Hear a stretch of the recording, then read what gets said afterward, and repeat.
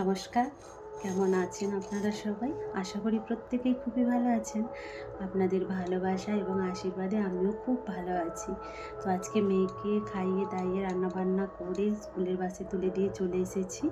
তো এইমাত্র কিছুক্ষণ হলো এসছি, এসে শাড়ি চেঞ্জ করে এই যে দেখুন আবার এই যে সবজি কাটতে বসেছি। এখন আমি ঝিঙ্গে কাটছি, তো ঝিঙ্গে পোস্ত রান্না করব। আর সকালে মেয়েকে কোনোরকম একটা তরকারি আর ভাত রান্না করে দিতে ও খেয়ে দিয়ে স্কুলে চলে গিয়েছে।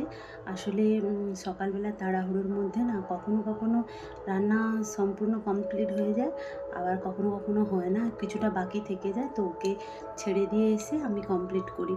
তো আজকেও সেরকম একটা তরকারি আর ভাত হয়েছে, আরও একটা তরকারি বাকি আছে, তো সেটাই এখন করব, এই যে ঝিঙ্গে পোস্ত। আর আমাদের এখন দুদিন নিরামিষ, মাইক চলছে শুনতে পাচ্ছেন নিশ্চয়ই, কারণ আমাদের গ্রামে পুজো বসেছে। তো এই দুদিন আমাদের এখন নিরামিষ খাওয়া দাওয়া হবে। তো বাস, আর কিছু নয়, এইটুকুই। আজ আসছি, নমস্কার, টাটা।